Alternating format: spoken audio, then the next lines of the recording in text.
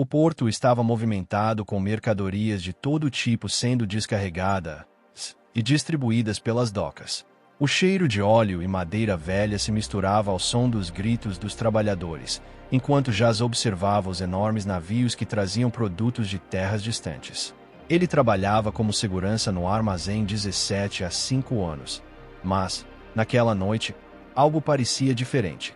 Um silêncio incomum pairava sobre os corredores do prédio, mesmo com o burburinho constante do cais ao fundo. Enquanto fazia sua ronda, notou uma caixa isolada perto da área de triagem, com o selo rompido e o conteúdo parcialmente exposto. Ao se aproximar, percebeu que o interior brilhava levemente sob a luz fraca das lâmpadas. Um cheiro adocicado, quase enjoativo, emanava dali. Jas hesitou por um momento, mas então anotou o incidente em seu caderno, como sempre fazia. Escreveu a hora exata, 11h47 da noite. Na manhã seguinte, Lia, a supervisora do turno diurno, encontrou o mesmo pacote. Ela o abriu cuidadosamente, revelando um pó dourado e folhas secas com veias prateadas. Em uma das caixas havia ingredientes raros. Lia examinou o conteúdo e sorriu. Essas especiarias são extremamente valiosas. Podemos vendê-las por um bom preço nos mercados do interior. Jas, no entanto, permaneceu calado. Em seu diário, escreveu sobre os sons que tinha ouvido horas antes, passos onde não havia ninguém, sussurros em línguas desconhecidas.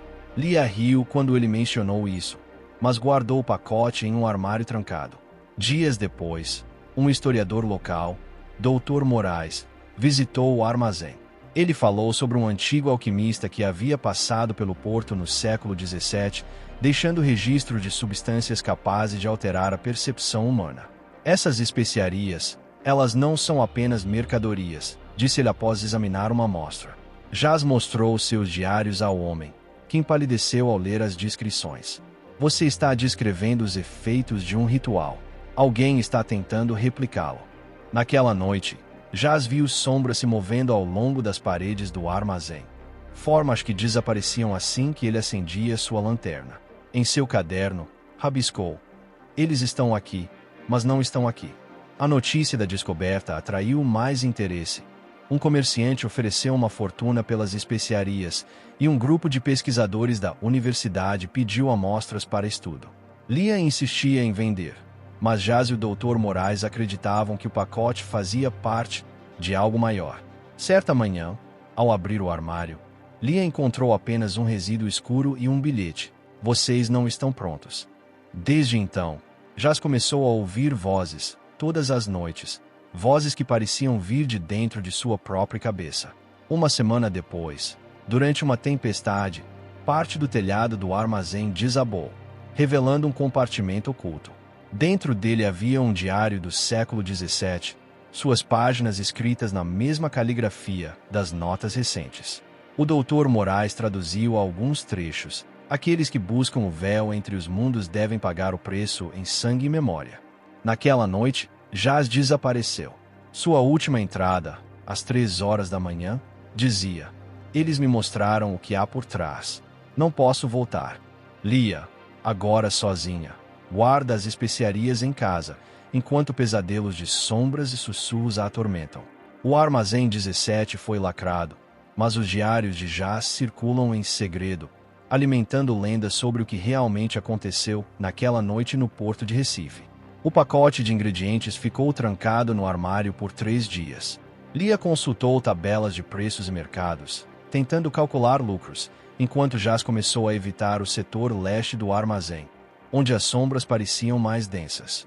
À meia-noite de sexta-feira, um homem de terno escuro apareceu do nada. Ele se apresentou como Kai, representante de uma empresa de importação, e ofereceu o dobro do valor de mercado pelas especiarias.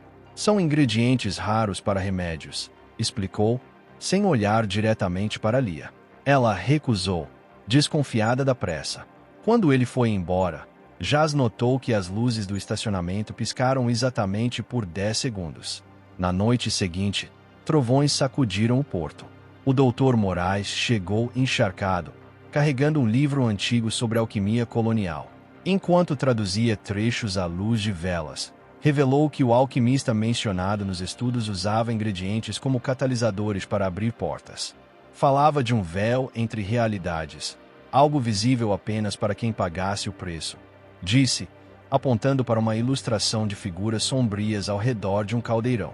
Lia, cética, abriu o armário para mostrar as especiarias, mas encontrou apenas um pó escuro e um bilhete. Vocês não estão prontos. Jas jurou ter visto o pacote intacto minutos antes. Às 2 horas da manhã, o rádio de Jas captou vozes distorcidas, repetindo sílabas em loop. Ele correu para o setor leste e encontrou marcas de mãos na parede, feitas com um líquido que brilhava no escuro. Ao tocá-las, sentiu uma onda de calor e teve flashes de um navio antigo atracando no cais, homens carregando caixas idênticas àquela. Quando voltou a si, estava no chão com o diário aberto em uma página nova. Eles estão me usando para vigiar. Quando Lia o encontrou, percebeu que as páginas anteriores estavam cobertas de símbolos que ela nunca tinha visto Jas desenhar. Na manhã seguinte, um grupo de pesquisadores da Universidade Federal chegou para analisar o armazém. Com equipamentos de medição, detectaram anomalias magnéticas no setor leste e variações de temperatura de até 10 graus em pontos específicos. Enquanto discutiam os dados, um deles, especialista em física quântica, mencionou teorias sobre dobras na realidade causadas por materiais exóticos. Jas, ouvindo de longe, sentiu um aperto no peito. Naquela noite, ao tentar dormir, viu novamente o navio antigo, agora com rostos conhecidos entre a tripulação. Lia, Dr. Moraes e até ele próprio, vestindo roupas de outro século. Na terça-feira, o corpo de um trabalhador do porto foi encontrado no rio perto do Armazém 17. A polícia atribuiu ao afogamento, mas Jas reconheceu os arranhões no pescoço da vítima, idênticos aos que ele mesmo tinha nas mãos desde que tocou as marcas na parede. O Dr. Moraes sugeriu ligar os eventos ao Diário do Alquimista, que descrevia sacrifícios como chaves para rituais.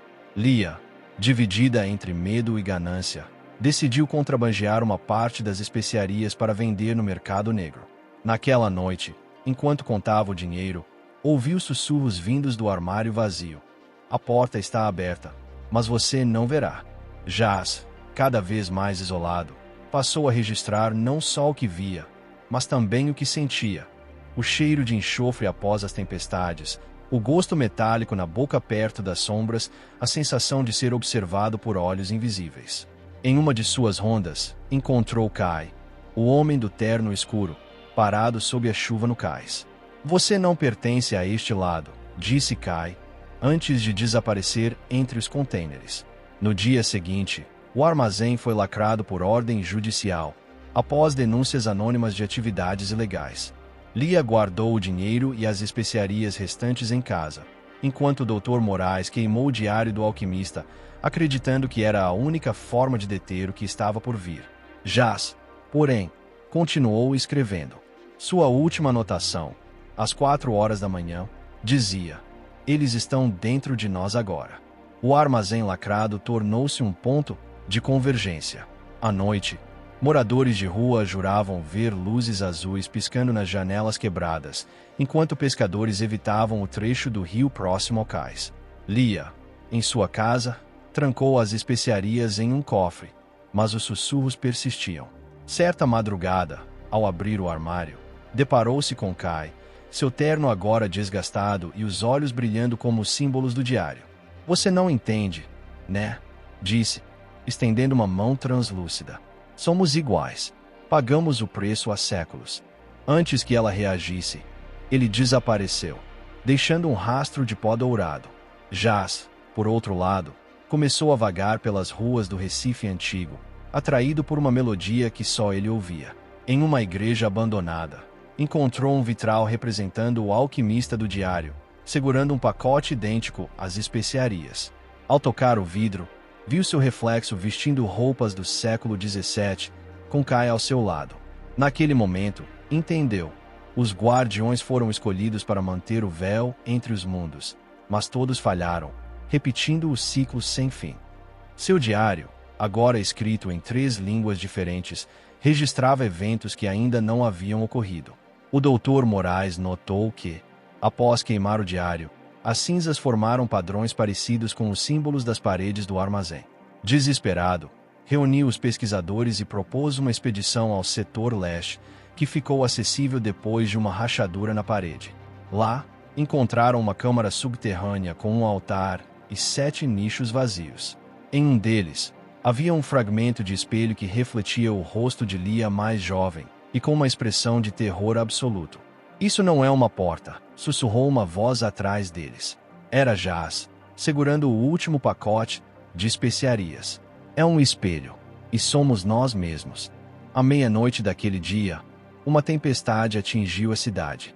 No armazém 17, as paredes desmoronaram, revelando uma estrutura de pedra gravada com runas.